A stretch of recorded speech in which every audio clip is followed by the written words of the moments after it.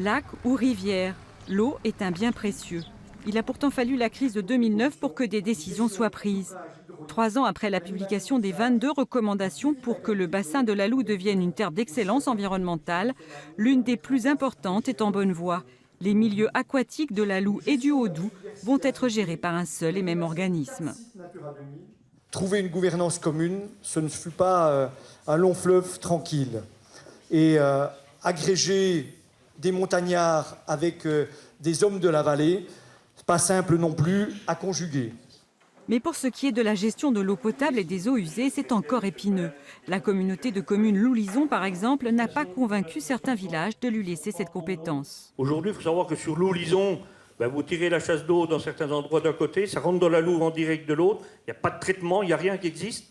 Est-ce qu'on doit continuer à attendre? Est-ce qu'on peut encore attendre? Nous, on y était prêts. Quand vous avez sur un territoire de 77 communes des habitants qui payent 23 centimes le mètre cube d'eau et d'autres qui payent 4 € le mètre cube d'eau, vous pouvez faire tout ce que vous voulez comme démarche pédagogique. Il y a un moment donné où ça ne marche pas. Profitant d'une oreille attentive de l'État, 2 dossiers délicats se sont invités au débat.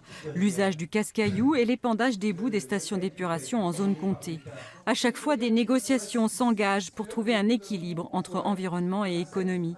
C'est le cas de la filière bois. Les professionnels vont évaluer leur traitement des bois contre les piqûres des insectes.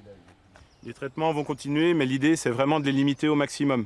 C'est pour ça que c'est vraiment une démarche de filière. L'idée, c'est vraiment de s'organiser tous entre nous, aussi bien les propriétaires au niveau de l'exploitation des bois, de la mise à disposition des bois, pour que ce soit à des périodes les moins propices au traitement et les moins propices surtout à la piqûre.